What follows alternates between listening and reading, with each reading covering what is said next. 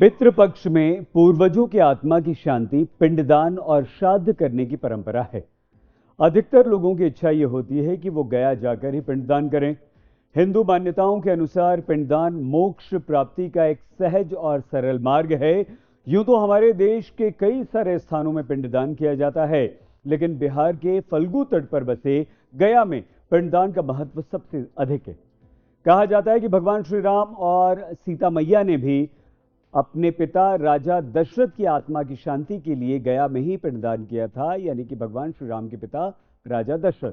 गया में पहले विभिन्न नामों की 360 वेदियां थीं जहां पिंडदान किया जाता था, और इनमें से अब सिर्फ 48 ही बची हैं। और इन्हीं वेदियों पर लोग अपने पितरों का तर्पण और पिंडदान करते हैं। पिंडदान के लिए प्रतिवर्ष गया में देश विदेश से लाखों लोग आते हैं। पौराणिक मान्यताओं और किंवदंतियों के अनुसार भस्मासुर के वंश में गयासुर नामक राक्षस ने कठिन तपस्या कर ब्रह्मा जी से वरदान मांगा था कि उसका शरीर देवताओं की तरह पवित्र हो जाए और लोग उसके दर्शन मात्र से पाप मुक्त हो जाएं। इस वरदान के मिलने के बाद स्वर्ग की जनसंख्या बढ़ने लगी और प्राकृतिक नियम के विपरीत सब कुछ होने लगा। लोग बिना भय के पाप करने लगे और गयासुर के दर्शन से पाप मुक्त होने लगे।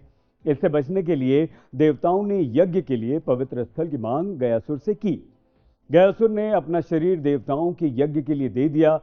जब गयासुर लेटा तो उसका शरीर 5 कोस में फैल गया और तब से इस जगह को गया के नाम से जाना जाता है। यही कारण है कि आज भी लोग अपने पितरों को तारने के लिए पिंडदान के लिए गया ही आते हैं।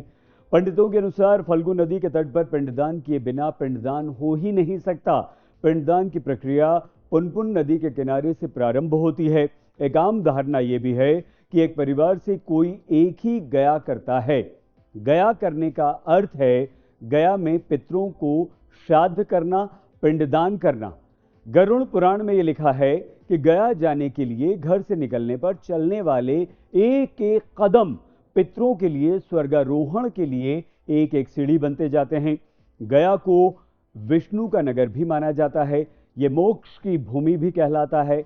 विष्णु पुराण और वायु पुराण में भी गया की चर्चा की गई है। विष्णु पुराण के अनुसार गया में पिंडदान करने से हमारे पूर्वजों को मोक्ष मिल जाता है और वे सीधे स्वर्ग चले जाते हैं।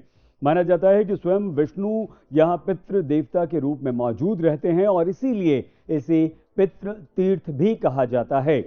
गया को मोक्ष स्थली भी कहा जाता है।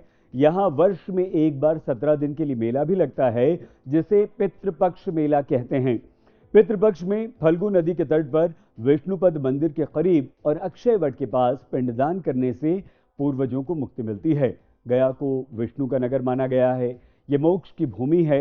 विष्णु पुराण के अनुसार गया में पिंडदान करने से पूर्वजों को मोक्ष मिल जाता है और वो स्वर्ग चले जाते हैं। माना जाता है कि स्वयं विष्णु यहाँ पितृ देवता के रूप में मौजूद है और इसीलिए इसे पितृ तीर्थ भी कहा जाता है।